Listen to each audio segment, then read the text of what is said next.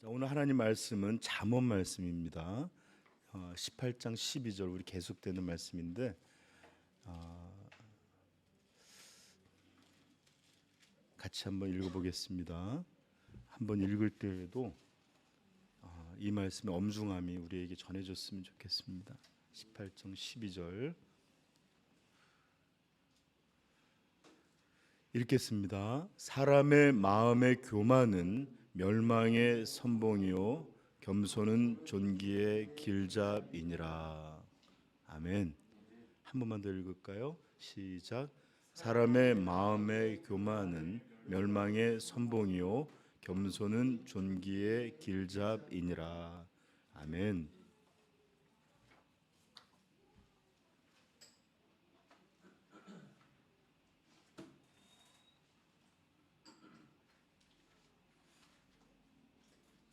제가 설교하기 전에 좀 걱정이 있는 게, 원래 오늘 그냥 이 말씀을 다 끝내려고 성화에 있어 겸손의 절대적 필요성이다라는 설교 제목인데 준비를 하다 보니까 분량이 평소에 2배가 됐어요. 그래서 오늘 다 끝낼까 또는 한 반을 나눠서 할까 지금 마음을 아직도 정하지 못했습니다. 그래서 제가 하다가 시간이 안 되고 그럴 것 같으면 또 다음으로 좀 나눠서 하도록 할게요. 이게 한 주에 이렇게 사실 3주를 나눠서 해도 모자랄 분량의 설교인데 한 주로 하려다 보니까 조금 양이 많아졌습니다. 그래서 중간에 좀 이상하게 끝나도 여러분 좀 이해해 주시길 바랍니다. 자, 저 좀 보십시오. 눈 좀 한 번씩 좀 마주 붙여 봅시다. 네. 우리는 지난주 설교 제목은 신앙에 있어서 겸손의 절대적 필요성이었지만 사실은 구원에 있어서 겸손의 절대적 필요성에 대해서 살펴본 거예요. 우리는 바리새인과 세리의 기도를 통해서 누가 용서를 받고 돌아갔는지를 보았고, 또 예수님은 마태의 집에서 식사할 때 비난받는 바리새인들을 향해서 말씀하셨죠. 나는 의인을 부르러 온 것이 아니요 죄인을 부르러 왔다. 죄인을 불러내어 씻기고 용서하고 그들을 진짜 의인 되게 하는 이런 일, 이것을 위해서 왔다라고 말씀하셨어요. 그리고 또 말씀하시기를 자기 의를 세우려고, 자기를 드러내고 자기의 어떤 것을 나타내고 이렇게 자기의 의를 세우려고 하나님의 의를 거부했던 유대인들을 통해서 얼마나 겸손히 구원에 있어서 절대적인 필요를 가지는지를 우리는 살펴봤습니다. 이들 모두는 지극히 교만함으로 예수님을 그리고 그분의 복음을 영접하지 않았습니다. 왜 그럴까요? 그들은 자신이 죄의 용서를 받아야 되고 구원의 복음이 자신에게 필요하다는 것을 받아들일 수 없었고, 그 다음에 외면했고 거부하였습니다. 겸손하여 자기들이 예수님이 나는 의인을 부르러 온 것이 아니오 할 때 세상에 아무도 의인이 없고 오직 자기를 의인으로 생각하는 죄인과 자기의 죄인됨을 아는 죄인만 있을 뿐임을 깨닫고 알았다면 그들이 아마 예수 그리스도에게 무릎을 꿇고 온전한 성도가 되었을 것인데 그들에게는 교만의 눈이 가려져서 자신의 구원의 필요, 자신이 정말로 부패하여 심판받을 수밖에 없다는 것을 볼 수가 없었습니다. 그래서 자기 의를 세우려고 하나님으로부터 부어주신 그 예수 그리스도라는 의를 거부하였던 것입니다. 그러나 겸손한 자들, 아니 정확히는 겸손해질 수밖에 없었던 이들은 독생자를 주신 이 하나님의 놀라운 은혜, 이 하나님으로부터 온 참된 의, 죄인을 구원시키는 이 놀라운 복음을 감격함으로 기뻐했고 영접하고 즐거워할 수 있었습니다. 그러므로 여러분들, 구원에 있어서 겸손은 있으면 좋고 없으면 안 돼. 절대적인 본질 중에 하나입니다. 그래서 저는 지난주 에드워드 말씀을 좀 전했죠. 겸손을 구원 얻는 믿음의 본질적인 요소임과 동시에 성화의 과정에서도 참된 신앙의 본질을 이루고 있는, 구성하고 있는 것이다.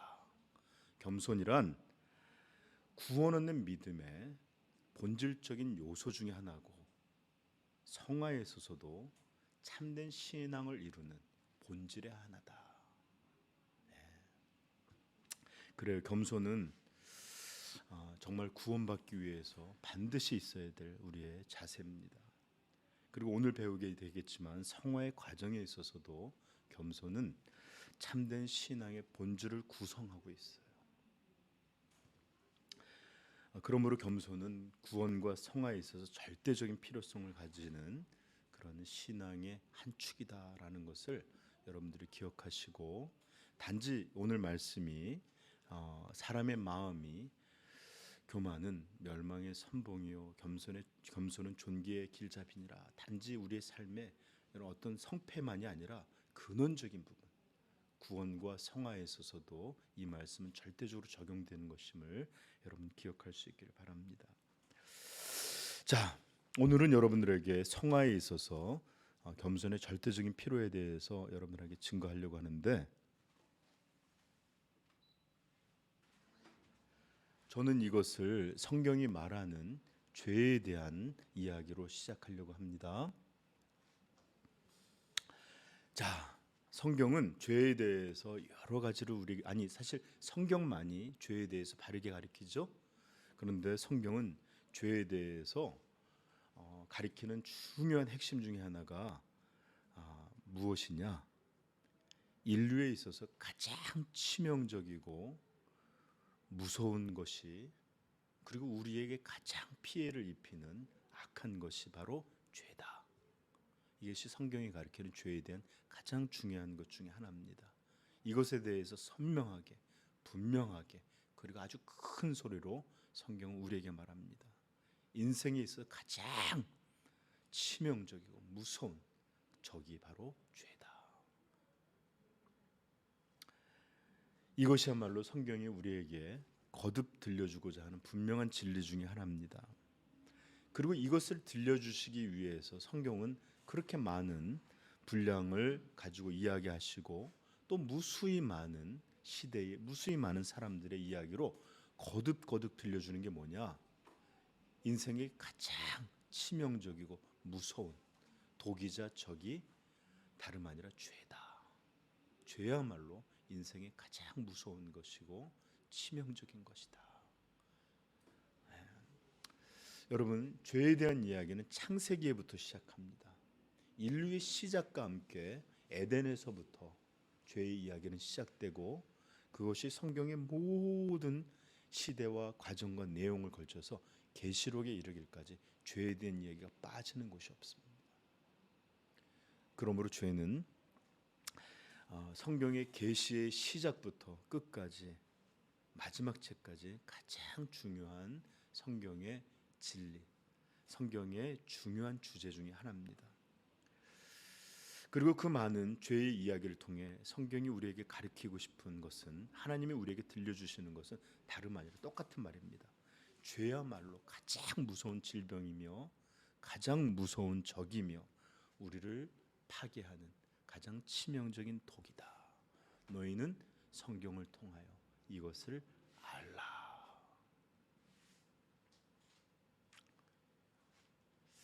그런데 여러분, 우리 인생들은, 심지어 말이에요, 저 좀 보세요. 우리 그리스도인들조차도 죄에 대해서 이런 성경의 이야기를 거의 배운 게 없는 것만 같습니다.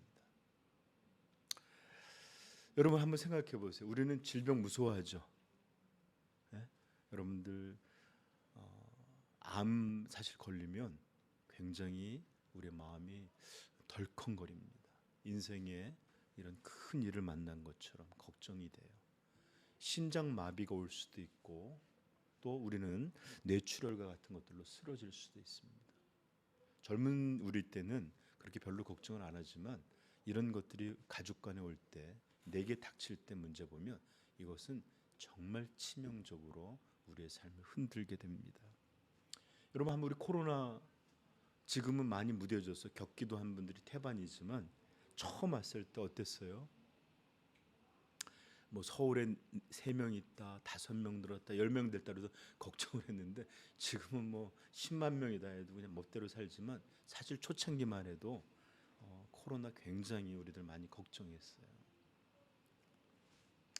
그럴 뿐만 아니라 우리는 종종 내가 건강을 혹시 잃게 될까 봐 먹는 음식도 조금 조절하기도 하고 운동을 하기도 하고 여러 가지 염려하고 걱정하기도 합니다. 우리는 이만큼 질병이든지 우리의 육체의 건강이든지 이런 것들에 대해서는 걱정하면 무서워해요. 그런데 죄에 대해서는 거의 무서워하지 않습니다.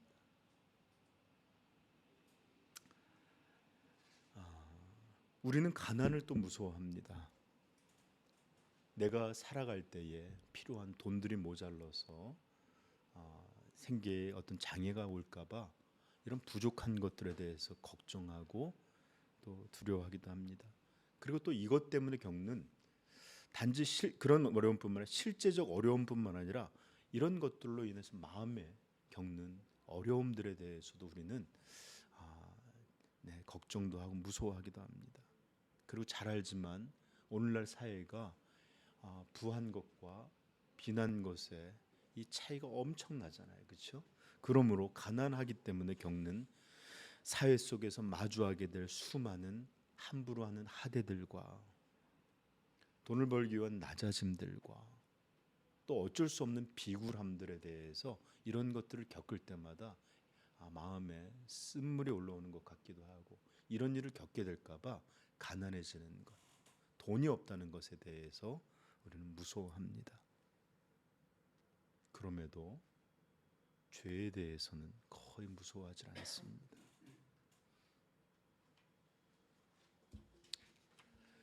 또한 우리는 여러분들 수많은 위험들을 무서워하죠.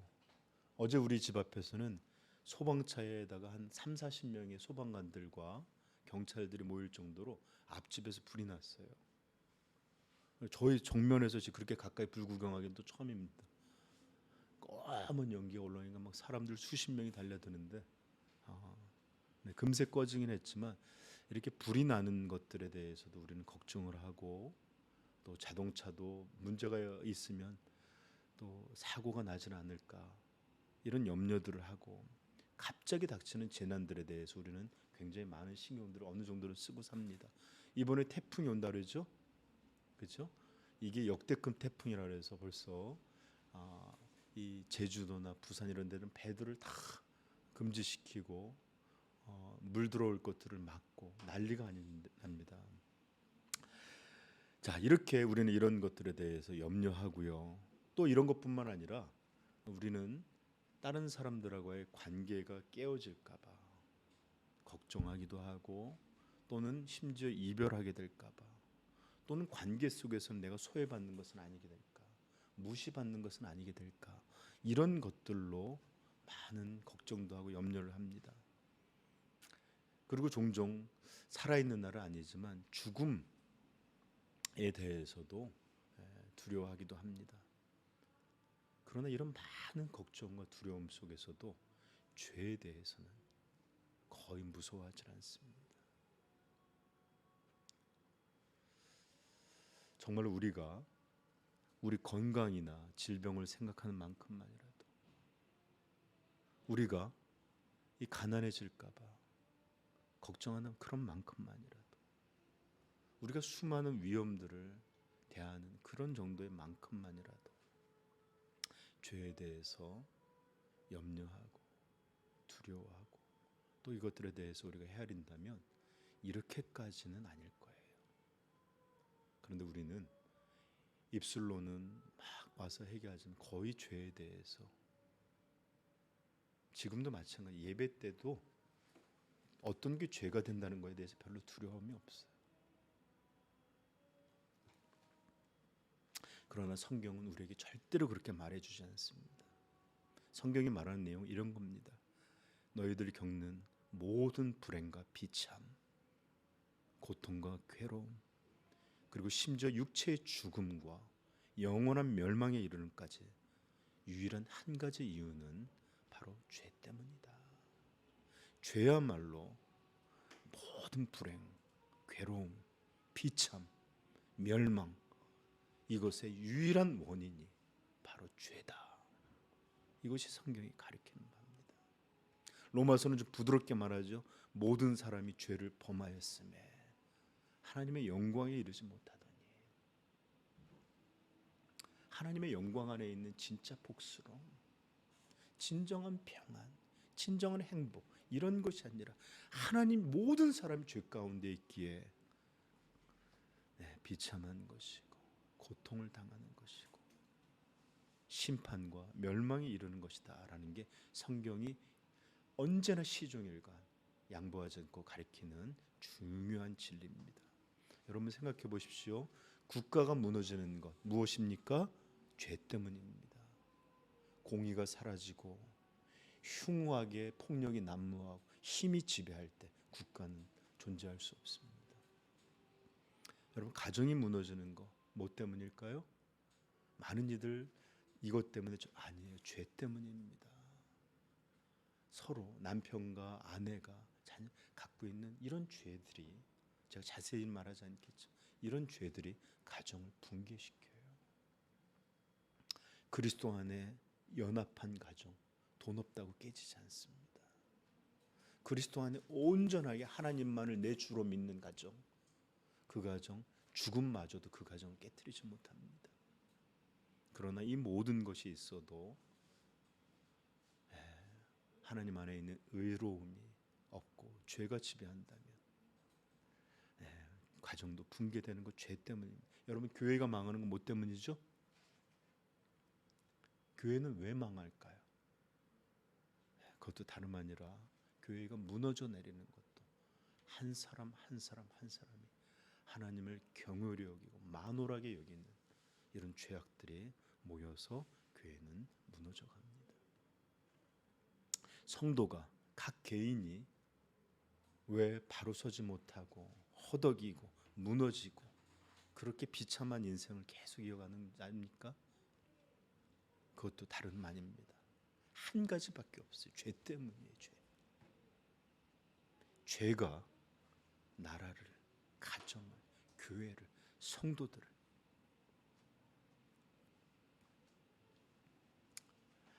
진실로 성경이 가리키는 것은 그것입니다. 죄야말로 모든 불행, 고통, 어둠의 근원적인 원인이다.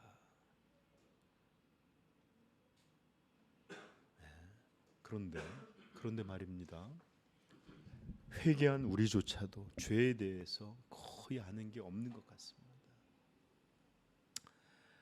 그러나 여러분, 인류의 모든 이 불행과 어리석음은 잠언 14장 9절 한 구절에 다 담겨 있어요.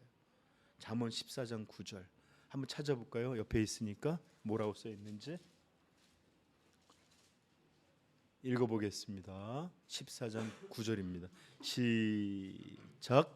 미련한 자는 죄를 심상히 여겨도 정직한 자 중에는 은혜가 있느니라. 미련한 자들은 죄를 가볍게 여긴다는 거예요. 이래도 괜찮다고 쉽게 생각한다는 거예요. 또 다음에 기회가 있겠지 함부로만 생각한다는 겁니다. 그러나 정직한 자, 하나님 앞에 온전히 있는 자 중에는 은혜가 있다는 말이 뭐죠? 심상히 여기지 않는다는 겁니다. 중하게 여긴다는 겁니다. 죄의 문제를 가장 내 인생에 심각할 줄로 여길 줄 아는 자들이 은혜를 받은 자들이에요. 여러분, 예수 그리스도는 이 죄라는 것이 분명한 얼마나 치명적이고 악한 것인지를 오직 예수님만이 참되게 하셨겠죠. 그래서 말씀하신 거예요. 죄를 짓는 것보다는 차라리 내 눈 하나를 없애라. 죄를 짓는 것보다는 차라리 손을 자르는 것이 낫다. 예수님의 말씀 속에, 죄를 알고 있으신 분이 말하는 말씀 속에 이 죄가 눈을 뽑는 일, 손을 자르는 일보다 훨씬 더 심각한 그런 문제라는 것을 주님은 간접적으로 우리에게 들려주신 거예요. 여러분 한번 생각해 보십시오. 이스라엘의 모든 역사를 한번, 우리는 요즘도 계속 보고 있죠. 이스라엘 모든 역사는 죄의 역사입니다. 이스라엘만 그럴까요? 아니에요. 인류의 역사가 죄의 역사입니다. 그러나 우리는 이 성경을 통해 인류의 역사를 보다 이스라엘 역사를 볼 때에 그것은 죄의 역사고 곧 하나님이 그 죄를 심판하셔 왔던 그런 역사라는 것을 우리는 계속 봐요. 엘리의 집안이 망했을 때, 죄를 범하였을 때, 제사를 멸시했을 때 하나님 그 집안 싹 없애버립니다. 사울이 왕으로 세워졌지만 하나님의 말씀을 버렸을 때 그 집안 초토화시킵니다. 심지어 다윗마저도 죄를 범했을 때 끊임없이 그 평생의 칼이 그를 향하여 대적하는 일이 끝까지 일어납니다. 한 개인의 역사가 아니라 이스라엘의 모든 역사가 그래왔어요. 여러분 출애굽에서 한번 보십시오. 그렇게 하나님 건져내셨지만 어떤 일이 벌어졌습니까? 하나님 대적하다가 땅에 묻힌 사람이 3천이요.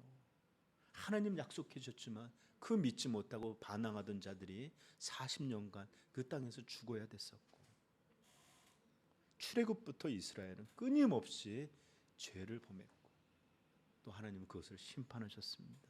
사사기는 어떻습니까? 사사기를 한번 보십시오. 끊임없이 반복하는 사이클이 있어요. 범죄하고 또 고통 속에 부르짖고, 하나님은 그들을 그렇게 만듭니다. 그러고 나면 또 하나님이 그들 용서하시면 또 살만하면 또 다시 죄를 짓고, 이게 반복이에요. 그러나 이 반복은 영원되지 않았죠. 먼저 북이스라엘이 하나님을 파괴시켜 버립니다. 완전하게 파괴시켜 버립니다. 족속들 다 없애버리셨어요. 그리고 남쪽 유다마저도 거의 다 진멸시키고 소수의 포로와 가난한 자들 일부가 남아서 남은 자들로, 그래서 지금을 유대인이라 부르는 거예요. 유다 사람 외에는 거의, 남유다 외에는 다 초토화되었기에.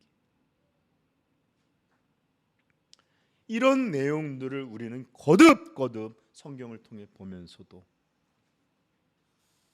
죄가 얼마나 무서운 것인지, 하나님은 이것에 대해서 반드시 어떻게 심판하시는지 생각하지 않고, 그리고 우리 삶 속에서 하나님 앞에서 죄 짓기를 두려워할 줄을 모릅니다.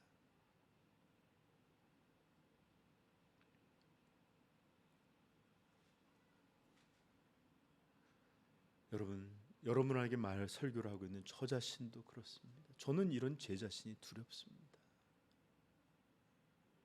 죄를 무서워할 줄 모르고 달려드는, 불길인데도 달려드는 나방처럼 이 하나님의 진노가 있음을 알면서도 달려드는 제 자신의 마음이 무섭습니다. 사랑하는 성도 여러분, 제발 배울 수 있기를 바라요. 죄는 반드시 그 짓는 이에게 불행과 고통, 그리고 사망과 영벌을 낳는다는 것을 반드시 기억해 주십시오. 로마서 6장 23절은 말합니다. 죄의 싹은 사망이에요. 죄는 우리가 잊어버린다 해 절대 사라지지 않습니다. 지금 여러분들이 아무 일도 겪지 않는다고 하여 하나님의 진노의 손이 건너지는 것 아닙니다. 그러므로 기억하십시오. 죄는 반드시 하나님의 진노와 심판을 받는다. 죄의 싹은 사망이라는 이 말, 여러분 인류의 시작부터 하나님은 아담과 하와에게 들려줬던 말입니다. 창세기 2장 17절은 말합니다. 선악을 알게 하는 나무의 열매는 먹지 말라. 내가 먹는 날에는 반드시 죽으리라. 죄를 짓지 마라. 거역하지 마라. 악으로 기울지 마라. 너에게 이것을 먹는 날에는 반드시 죽으리라. 또한 계속되는 말씀들로 이 말씀 얼마나 많이 말씀하시는지 몰라. 여러분 요즘도 우리 에스겔 보죠? 정말 보십시오. 끊임없이 반복되는 말씀이에요. 이사야서 말합니다. 3장 11절 악인에겐 화가 있으리니 이는 그의 손으로 행한 대로 그가 보응을 받을 것임이라.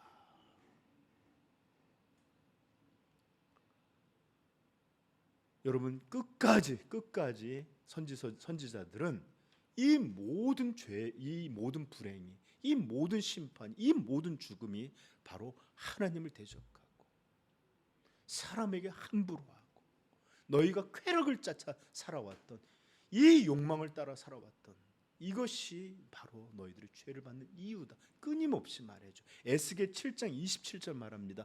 왕은 애통하고 고관은 놀람을 온 입듯하며 주민의 손은 떨리리라. 내가 그 행위대로 그들에게 갚고 그 죄악대로 그들을 심판하리니 내가 여호와인 줄을 그들이 알리라. 여러분 하나님은 때로 이스라엘을 회복시키시고 버려진 자들을 구원케 하심으로 그들이 내가 여호와인 줄 알리라. 은혜의 하나님으로 알리실 때가 있지만 더 많은 날 심판하리니 내가 여호와인 줄. 나는 죄를 미워하는 거룩의 하나님이요 죄는 반드시 기억하다 갚으시는 심판의 하나님인 줄을 너희가 알리라. 그러므로 여러분 인생에 있어서 가장 급한 문제는 건강해지는 거, 부유해지는 거, 앞길이 형통돼 이런 거 아니에요.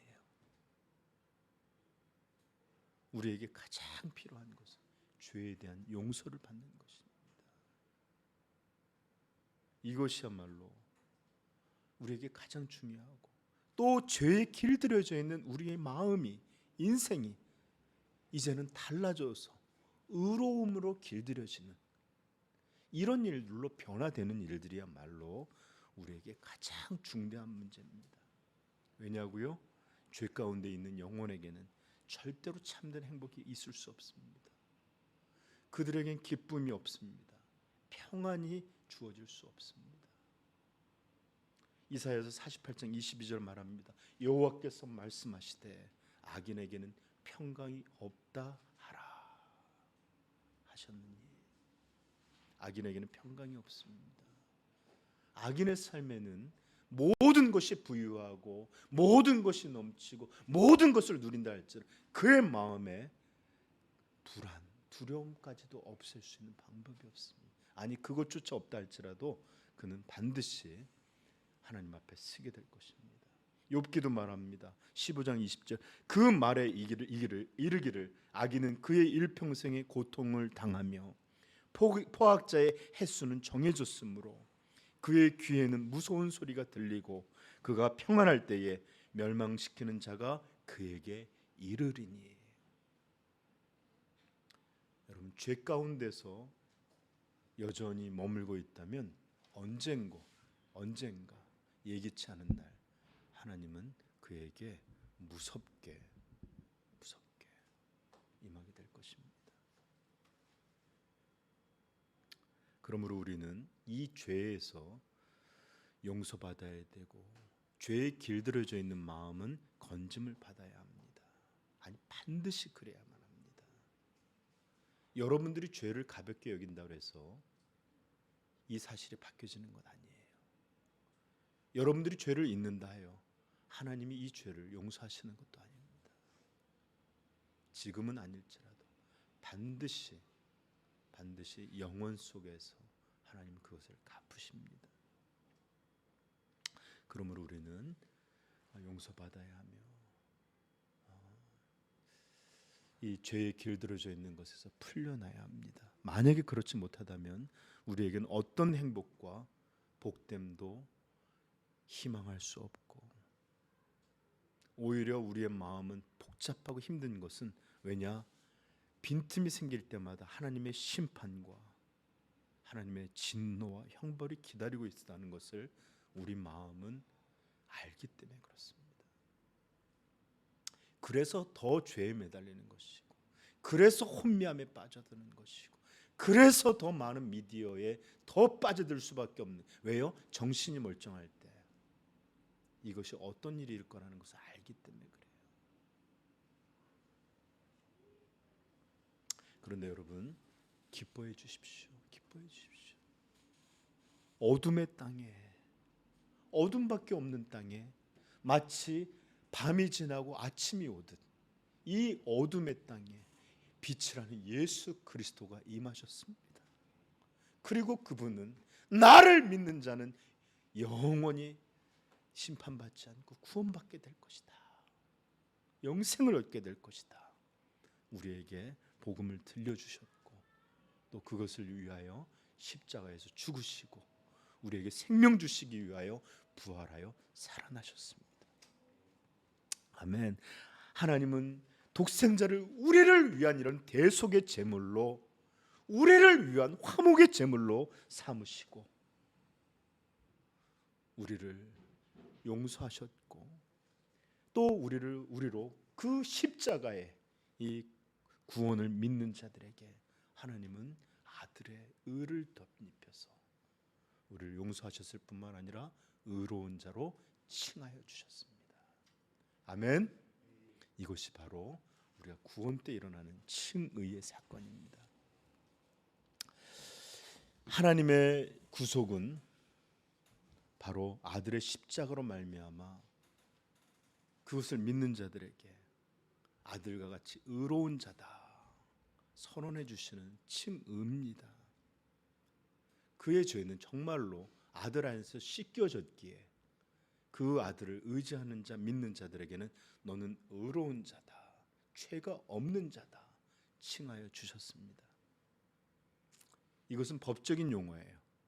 그러나 하나님께서는 이 법적으로 너는 의롭다, 유죄가 아니다 선언하신 것으로 끝나지 않으시고 법적으로 의롭게 된 우리들을 실제적인 의를 가진 자들로 변화시켜 가십니다. 이게 바로 성화입니다. 이게 성화예요. 먼저 우리에게는 완전한 의로운 자라 선언해 주시고, 그러나 우리는 실제 그렇지 않죠? 그러나 먼저 선언하시고 용서하시고 의롭다 선포하시고, 이제 하나님은 우리가 남는 모든 날 동안 그 의가 실제로 우리의 것 되도록, 우리가 실체적인 거룩함에 이르도록 변화시켜 가시는 일을 하시는데, 그게 바로 성화입니다. 여러분 한번 생각해 보십시오. 이런 실제적인 의로움으로 우리 자신이 변해가지 않는다면, 비록 우리는 의롭다고 선포는 되었지만 여전히 죄에 매여 살고 여전히 죄 속에 그런 마음을 두고 산다면 이것이 어떻게 우리에게 구원이 되며, 어떻게 행복이 되며, 어떻게 이런 상태에서 하나님 안에 있는 참된 소망을 꿈꿀 수가 있겠습니까? 불가능합니다. 불가능. 다시 한번 말씀드리지만 성경은 우리에게 끊임없이 말씀합니다. 죄는 사망과 심판, 영원한 멸망을 낳을 뿐이다. 이것이 성경이 가리키는 양보 없는, 빈틈을 주지 않는 가르침이에요. 그러므로 의롭다는 선포함을 입었지만 실제적인 의를 갖지 못한다면 여전히 그는 불행할 수밖에 없고, 여전히 그는 탄식하고, 여전히 그는 비참한 인생을 살아가게 될 것입니다. 왜냐? 참된 행복은 오직 죄 없는 거룩 속에서만 주어지고 이 거룩 속에서만 맛볼 수 있기 때문에 그렇습니다. 아멘.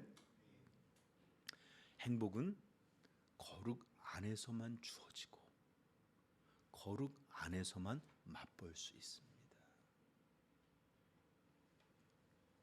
따라서 거룩해지는 성화는 선택이 아닌 하나님의 구속의 역사에서 반드시 필수 불가결하며 오히려 우리를 향한 하나님의 구속의 은혜에 못지않는 놀라운 하나님의 은혜입니다.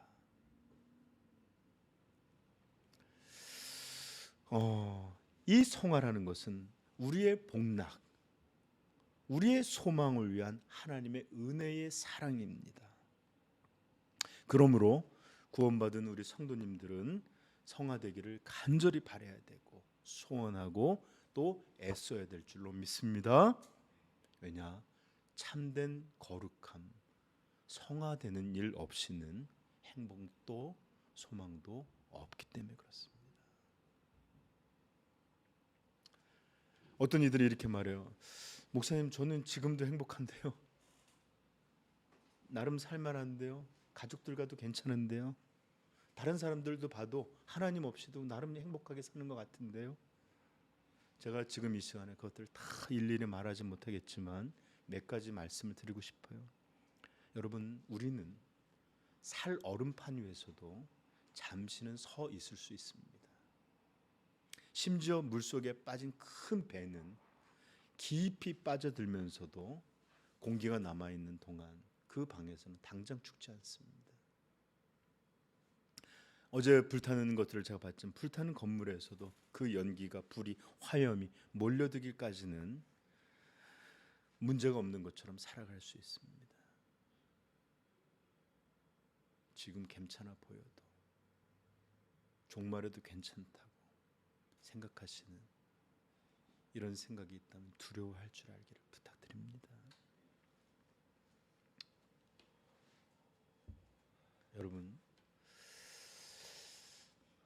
이런 착각할 수 있죠. 그러나 진실은 뭐냐? 죄가 없어지고 우리가 거룩해지는 과정이 아니면 결코 참된 삶은, 참된 행복은, 참된 가정의 평안은 결코 얻게 되지 못한다는 것을 여러분들이 알기를 다시 한번 축복합니다. 그러므로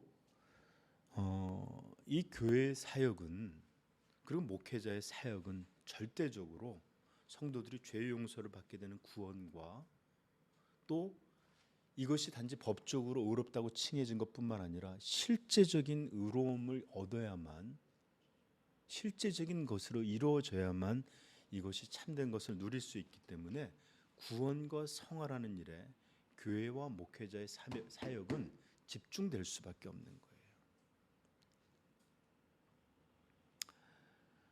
여러분들이 만약에 이 법적으로는 구원을 입었지만 실제로 이 내가 거룩해지는 과정 속에 이것들을 누리지 못한다면 여러분들은 이 구원의 기쁨이 뭔지를 모를 거예요. 오히려 절망하게 될 것이고 오히려 불안할 것이고. 그러므로 성화는 반드시 믿는 자들에게 주어진 정말로 놀라운 은혜임을 믿고서 여러분들 힘써 거룩해지기를 노력하시길 바랍니다. 왜요? 이것 안에서만 참된 행복이 있기 때문입니다. 자, 이제는 성화에 대해서 여러분들한테 좀 가르쳐야 되는데, 성화라는 것은 정말로 큰 주제를 갖고 있는 거예요. 저 좀 보십시오. 성화는 한 주제가 아니라 굉장히 큰 주제가 갖고 있는 것들이에요. 그러므로 저는 여러분들에게 다 말할 수 없고요. 오늘은 하나님의 교회에서 사역자를 통해 이루어지는 성화가 어떤 것들이 있는지 아주 일부만을 살펴보려고 합니다. 왜냐? 교회에서 사역자를 통해서 이루어지는 하나님의 성화의 과정은 중요한 수단 중에 하나예요. 만약에 여러분들에게 이런 것들이 교회에서나 사역자를 통해서 주어지지 않는다면 여러분들은 성화에 있어서 굉장히 중요한 축 하나를 얻지 못하는 것이고, 그러기에 성화의 과정을 온전히 밟을 수가 없습니다. 그래서 온전한 교회 또는 온전한 사역이 이루어지는 게 그렇게 중요한 거예요. 자, 모든 성화는 무엇으로 이루어지느냐? 사실 주도하시는 분은 성령이세요. 그렇지만 모든 성화에 있어서 가장 중요한 도구가 뭘까요? 이 자동으로 나와야 되는데 하나님의 말씀입니다. 하나님의 말씀. 하나님의 말씀이 성화에 있어서 가장 중요한 도구입니다. 천국이 어떻게 시작되죠? 씨 뿌리는 곳에서 시작됩니다. 구원은 복음이 전파되는 것으로 시작됩니다. 전하지 않은 중 누가 믿으리요 하는 것처럼 구원은 그 말씀이 전파되는 것, 복음의 말씀이 전파되는 것으로 시작하는 것처럼 성화도 그 모든 과정이 시작과 끝에서까지 모두 하나님의 말씀으로 이루어집니다. 그래서 사도 바울은 믿음의 아들 디모데에게 이렇게 말한 거예요. 디모데서 3장부터 4장까지 이렇게 말합니다. 그러나 너는 배우고 확실한 일에, 우리 찾아볼까요? 이거 디모데후서 3장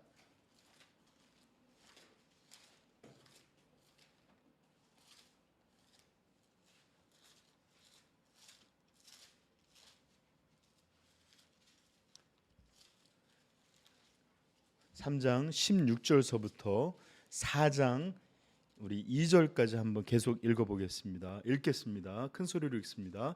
그러나 너는 배우고 3장 14절부터 시작. 그러나 너는 배우고 확실한 일에 거하라. 너는 내가 누구에게서 배운 것을 알며 또 어려서부터 성경을 알았나니 성경은 능히 너로 하여금 그리스도 예수 안에 있는 믿음으로 말미암아 구원에 이르는 지혜가 있게 하느니라. 모든 성경은 하나님의 감동으로 된 것으로 교훈과 책망과 바르게 함과 의로 교육하기에 유익하니 이는 하나님의 사람으로 온전하게 하며 모든 선한 일을 행할 능력을 갖추게 하려 함이라. 하나님 앞과 살아있는 자와 죽은 자를 심판하실 그리스도 예수 앞에서 그가 나타나실 것과 그의 나라를 두고 엄히 명하노니 너는 말씀을 전파하라. 때를 얻든지 못 얻든지 항상 힘쓰라. 범사의 오래 참음과 가르침으로 경책하며 경계하며 권하라. 네. 사도 바울은 믿음의 아들 디모데에게 무엇을 권했냐? 가장 중요한 것은 바로 하나님 말씀을 그 위에 서라. 그것을 가르치라. 그것을 전하고 그것들로 온전케 하라. 이것이 3장과 4장이 시작하는 핵심적인 말씀입니다. 여러분, 이렇게 성화는 다른 어떤 것이 아니라 하나님의 말씀으로 이루어지는데 이것은 크게 두 가지로 이루어집니다. 여러분, 물론 개인적으로 읽는 거지만 지금은 교회에서 이루어지는 성화의 사역을 말하는 거예요. 자, 크게 두 가지로 이루어지는데 첫째는 가르치는 일입니다. 이 성화에 있어서 가장 중요한 첫 번째 일은 성경을 가르치는 것입니다. 바른 진리를 전하고 전파하고 또 들려주게 하는 일, 이것이 성화에서 첫 번째 일이에요. 그리고 이것에 이 성경을 가리키는 것의 핵심은 하나님이 어떤 분이신지에 대해서 들려주시는 겁니다. 성경에 있어서 하나님에 대한 지식보다 더 중요한 지식이 없어요. 이것이 성경 진리의 핵심이고 중심입니다. 그리고 나서 그분이 행한 일들을 배웁니다. 창조와 구원과 또 심판과 하나님의 나라와 종말과 이런 것들에 대해서 우리는 또 배우게 돼요. 그리고 또 이렇게 하나님이 어떤 분이신지 어떤 일을 행하셨는지를 우리는 그 가운데 듣고 우리는 그러면 어떻게 하나님 앞에 반응하며 또 하나님 앞에서 살며 어떻게 하나님의 나라의 일부로서 살아가는가, 이런 것도 배우게 됩니다. 그리고 이렇게 배우게 되는 것들 중에 가장 중심이 뭐냐? 바로 예수 그리스도의 복음에 의해서, 그 기초에 의해서 배워야 돼요. 이 복음을 통해서 성경을 모든 것을 다시 한번 이해해야 되고요. 이 복음이 말하는 것을 통해서 하나님을 알아야 되고요. 이 복음을 통해서 하나님의 나라와 그분의 영원한 목적들과 자기 자신과 세상과 하나님께 영광 돌리는 이 모든 성경의 풍부한 진리를 뭐를 통해서? 복음의 눈을 통해서 이것들을 들어야 합니다. 그리고 여러분, 이 배움에 있어서 이런 가르침이 이루어져야지만 성화가 이루어지는데, 절대적으로 중요한 요소가, 성도들에게 있어 중요한 요소가 뭘까요? 지성 아니에요. 이것은 분명히 필요한 것이긴 하지만 지성이 절대적인 요소가 아닙니다. 뭐가 필요할까요? 겸손이 필요합니다. 겸손. 여러분, 성경 말씀 아니라 모든 배움을 위해서 절대적으로 필요한 것이 뭐냐? 자신의 부족함을 인식하는 겸손에서 시작합니다. 우리 성도들도 마찬가지입니다. 내가 하나님에 대해서 너무 알지를 못하고, 주의 진리에 대해서 내가 무지하고, 너무나 하나님의 진리에 대해서 이해하는 것이나 그것들을 또 따라서 삶을 바라보는 것, 이런 모든 것에 너무 내가 부족하고 미천하다는 것을 깊이 깨닫게 될 때만 우리는 내 자신이 하나님 말씀을 배워야 합니다. 이렇게 말씀을 향하여 살게 되고, 나는 배움이 없이는 진리를 알지 못하고는 나는 짐승과 같이 살아가나이다. 이렇게 소망하고 또 원하고 그렇게 의지를 갖는 거예요. 우리 사랑하는 성도님들 중에 성경 공부를 시작한다니까 그렇게 좋아하는 분들이 있어요. 이게 겸손입니다. 교만한 사람은 절대 배우질 않아요. 왜요? 자신이 다 한다고 생각합니다. 다는 아니지만 자기가 잘한다고 생각을 해요. 정말로 여러분, 평생을 목회자로 살아온 저도 하나님의 말씀이 얼마나 어려운지, 그리고 또 얼마나 그것이 풍성한지 한 개인이 담을 수 없을 정도의 그런 엄청난 보고라고 생각하는데, 그런데 어떤 사람들은 자기가 다 아는 것처럼 생각하는 사람들이 있습니다. 그러므로 그는 배움을 필요치 않습니다. 별로 원하지 않습니다. 자기의 부족을 깊이 깨달아야만 원하게 될 텐데, 이런 마음이 없는데 어떻게 원하고 필요를 갖겠습니까? 그러하기에 이런 사람은 자신을 배우는 자, 즉 부족한 자로 여기기보다는 오히려 가리키는 자, 권면하는 자로 자신을 여기기를 기뻐하고, 또 그것이 그의 마음을 좋게 합니다. 여러분, 성경에 예수님이 바리새인들에 대해서 묘사한 걸 보십시오. 마태복음 23장 5절에 이렇게 말합니다. 그들의 모든 행위를 사람에게 보이고자 하나니 곧 그 경문띠를 넓게 하며 옷수를 길게 하고 잔치의 윗자리와 회당의 높은 자리와 시장에서 문안받는 것과 사람에게 랍비라 칭함받는 것을 좋아하느니라. 다른 사람들에게 많이 하는 자, 다른 사람들에게 마치 내가 성경에 대해 능한 자로 알려지기를 좋아하느니라. 이런 사람은 절대로 배울 수가 없습니다. 배움의 자리에 나가지 않기 때문에 그렇습니다. 여러분, 예수님은 산상수훈을 다른 것이 아니라 팔복의 말씀으로 시작했는데, 그 중요한 주제가 이겁니다. 심령이 가난한 자는 복이 있나니. 뭐죠? 천국이 그들의 것이며 의에 줄이고 목마른 자들은 복이 있나니. 뭐요? 그들이 배부를 것이며. 이렇듯 하나님을 향하여, 그분의 말씀을 향하여 가난한 마음, 나는 없는 결핍의 마음, 이런 겸손의 마음, 이런 것들이 목마름과 배고픔을 만듭니다. 목마름과 배고픔. 여러분, 이렇게 목마름과 배고픔은 가난한 자의 것이고 겸손한 자의 것이지 교만한 자들의 것이 아닙니다. 교만한 자들은 이미 부자요, 이미 배불러 있기 때문에 그렇습니다. 그러므로 말씀으로 거룩하게 하시는 이 성화의 일이 교만한 이들에게는 절대로 일어날 수가 없습니다. 왜요? 하나님의 말씀에 참여하고 있지 않기 때문에 그렇습니다.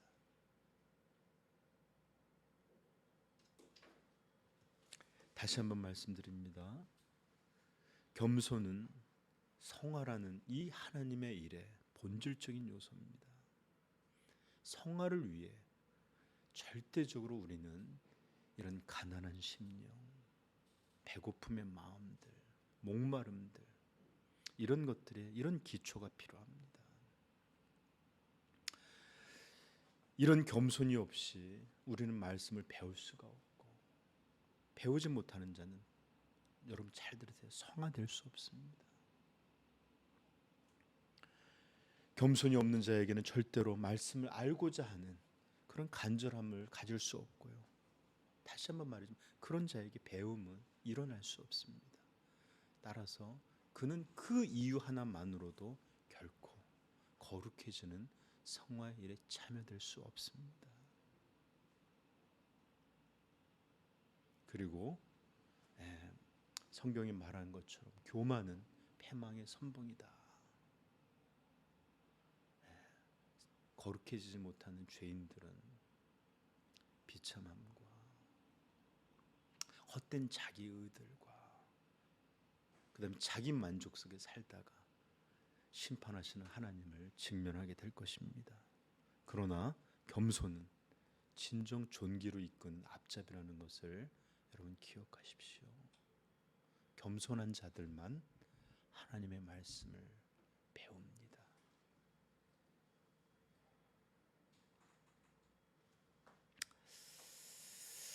두 번째입니다. 성화가 말씀에서 어떻게 작용되느냐?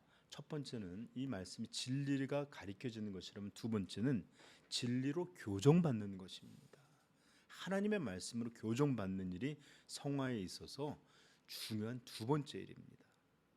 바른 것들이 가르쳐질 뿐만 아니라 잘못된 것들은 고쳐져야 되기 때문에 그래요.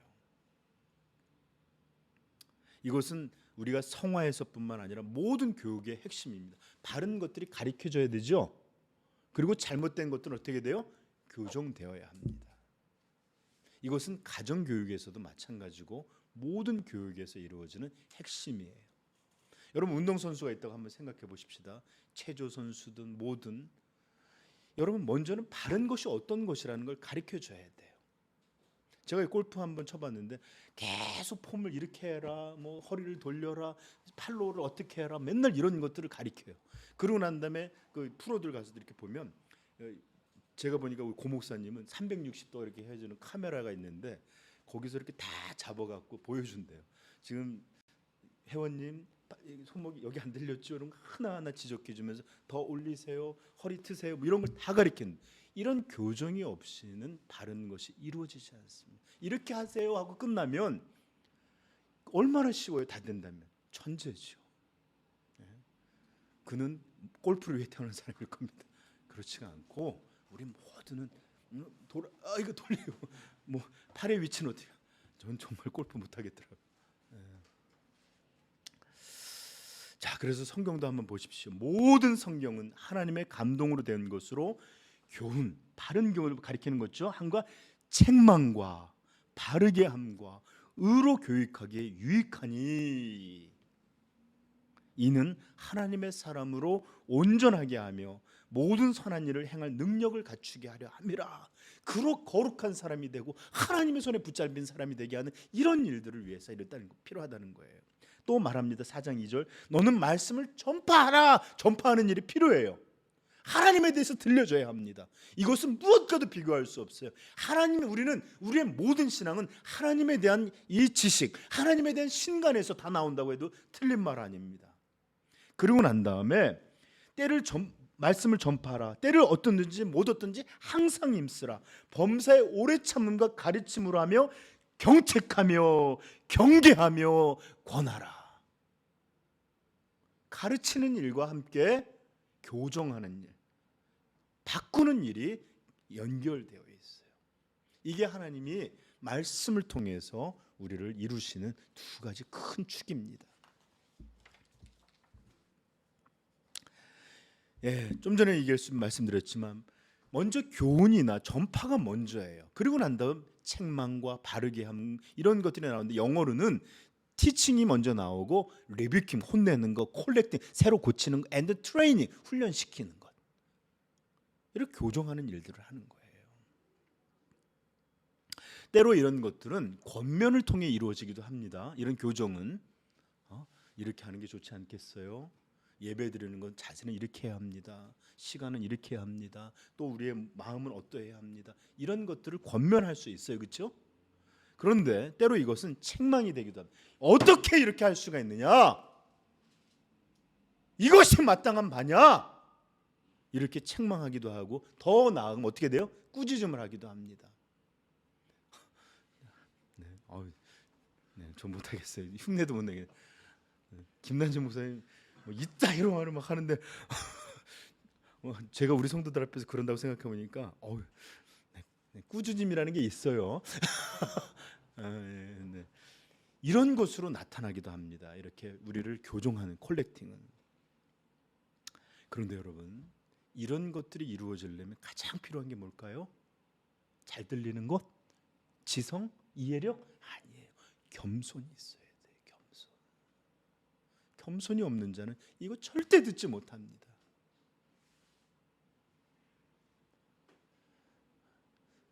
나는 우리 목사님한테 한 번도 그런 얘기 듣지 못했는데요. 책망 안 들었는데 바라서가 아니라 네, 그 정도. 잠언 13장 1절입니다.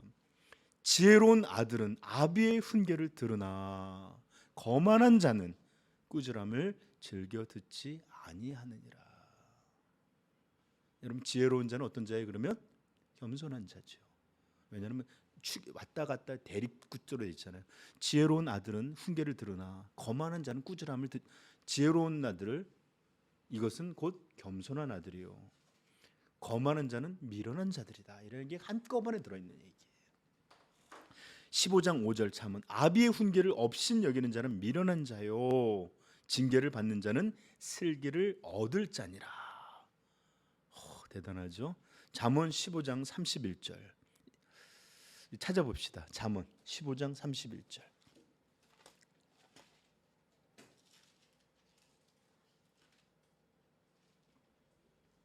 31절부터 33절까지 읽겠습니다.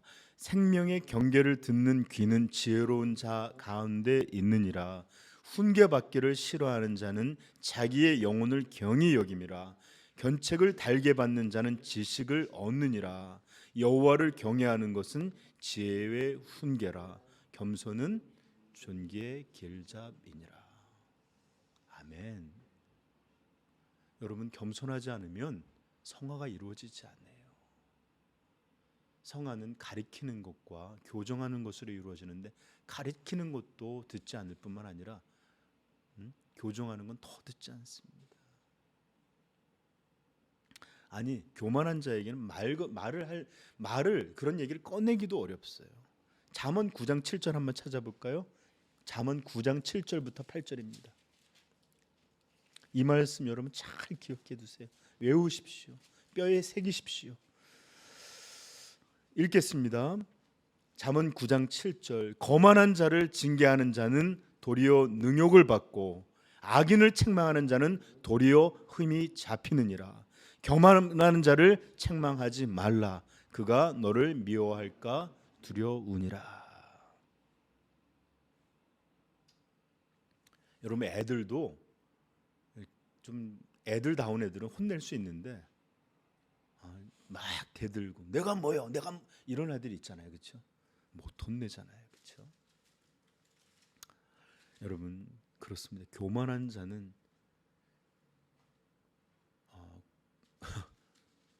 책망은커녕 권면조차도 마음대로 할 수 없습니다. 우리 성도님들 잘 좀 들어주십시오. 저에게는 사역자로서의 정말 이러지도 못하고 저러지도 못하는 정말로 너무 속상한 딜레마가 있습니다. 에스겔서 말씀 한번 찾아볼 거예요. 3장입니다. 에스겔서 3장.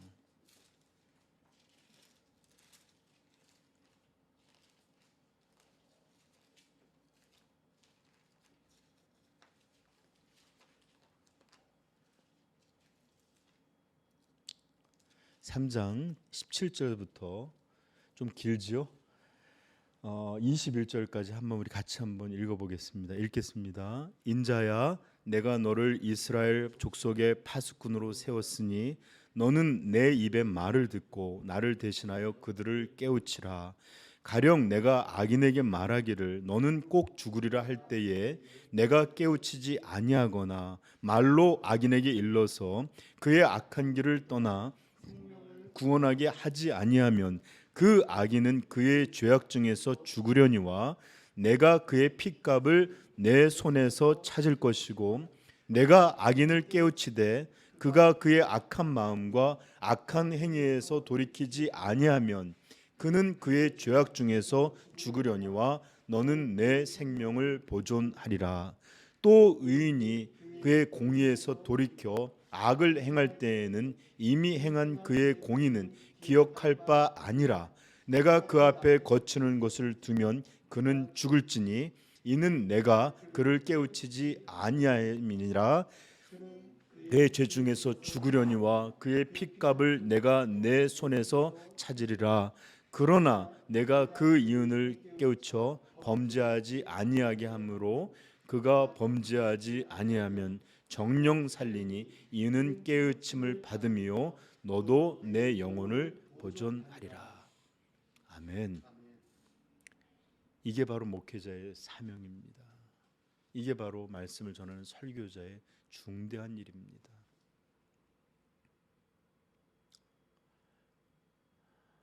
이렇게 단호하게 제가 여러분들에게 죄를 지적하고 말해주고 교정해야 되는 것인지, 예배에 관련돼서도 마찬가지입니다. 제발 예배를 존귀 여기자 이런 얘기를 해서 하나하나 들려주는 게 맞는지, 그래서 하나님의 심판에 이르지 않도록 해야 되는 게 이 설교자의 사명이에요. 그런데 제가 딜레마가 있다는 것은 어떤 거냐? 만약에 제가 신앙의 허물과 죄에 대해서 구체적으로 또 단호하게 여러분들에게 교훈하고 책망하고 또 이것들을 꾸짖는다면 전 자신합니다. 분명하게 말합니다. 분명히 여러분들 튕겨 나갈 것입니다.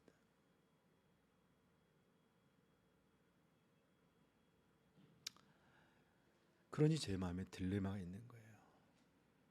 좀 참고 기다리고 또 기다려서 이들에게 스스로 깨달을 때가 올 때까지 기다려서 이렇게 말씀을 듣게 해야 되는 것인지, 아니면 에스겔에게 사명을 주신 것처럼 분명히 그들에게 이런 것들을 지적하고 알게 하고 그래서 고쳐주어야 하는 것인지,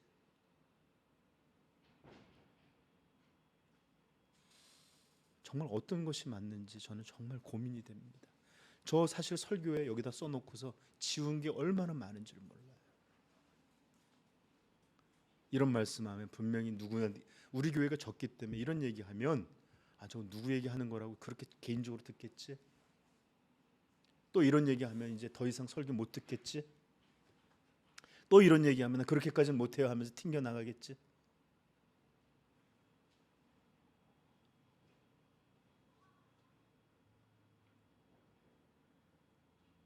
여기다 써놓고도 흐린 노란 글씨로 만들어놔서 이거는 빼놔야 되겠다, 혹시 이렇게 표시해 놓은 것도 가득합니다. 정말로 어떻게 해야 합니까, 여러분? 저는 하나님으로부터 여러분들을 거룩하게 하는 일들이, 그런 일을 세우는 일에 부름을 받았고 또 여러분들에게 말씀을 들려줘야 하는 이런 사명이 있는데, 여러분 이것의 해법은 겸손해지면 됩니다. 겸손해지면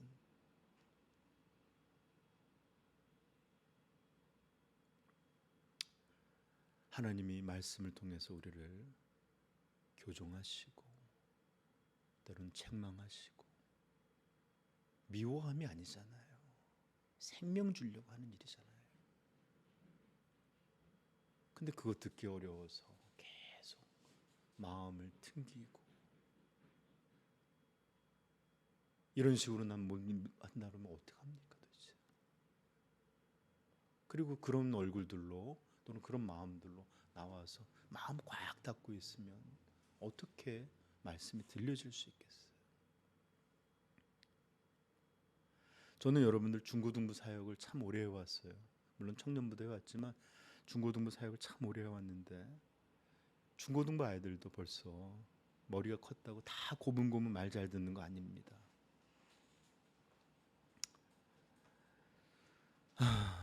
그리고 아이들이 이러라 저러라 하면 고지고대로 교정받는 것도 잘 아니에요. 그러나 저 좀 보세요. 그럼에도 성인들과 비교할 수가 없어요. 비교 자체가 안 돼요.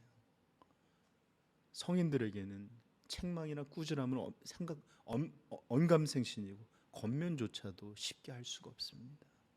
아이들은 혼내기도 하고 또는 훈계하기도 하고 꾸지람을 하면서 또 바른 것들을 가리키면서 말입니다. 이렇게 가르침과 교정을 통해서 할 수 있는데 성인들에게는 권면을 한다 하더라도 절대로 기분 상하게 하면 안 됩니다.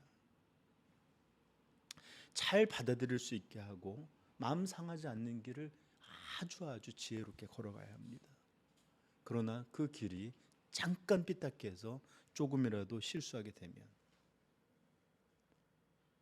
이제 당분간 얼마는 또 그들에게 말씀이 들려주기 참 어려운 그런 모습이 되기도 합니다.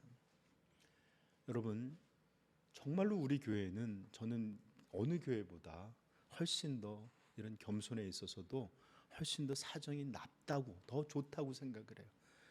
그럼에도 불구하고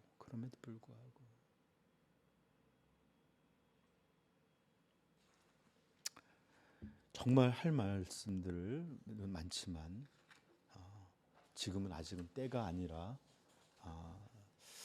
그렇고 다음에 더 이어지도록 하겠습니다. 그럼에도 여러분, 저는 여러분들에게 정말 부탁드리고 싶어요. 예수님의 말씀이 여러분들의 심령을 지배하기를 바라요. 마태복음 18장 3절은 이렇게 말합니다.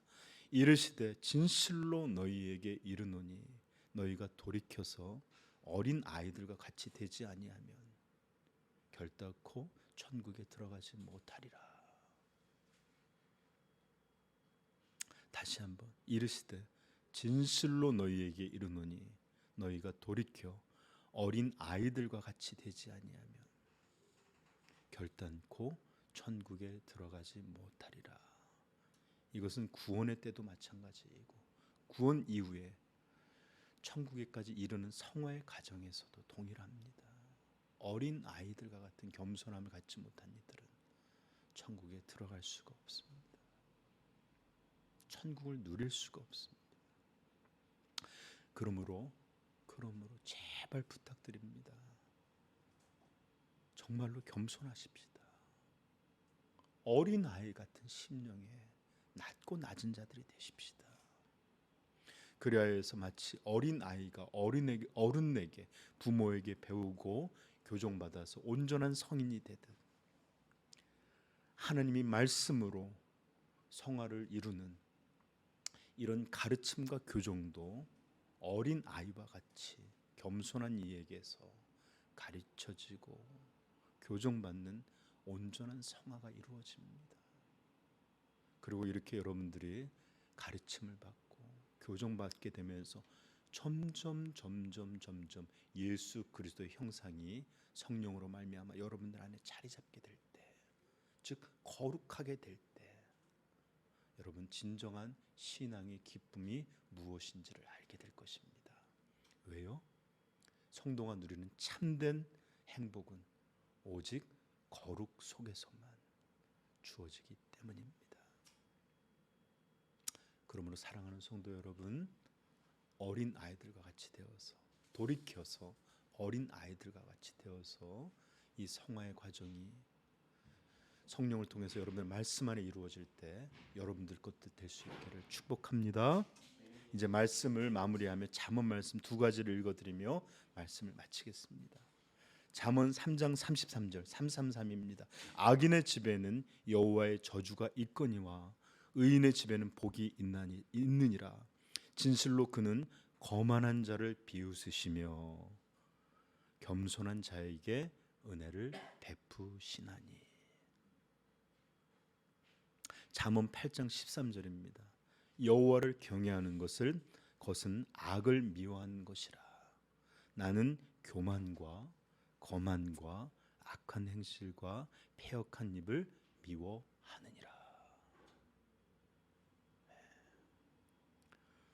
여러분, 다시 한번 말씀드립니다.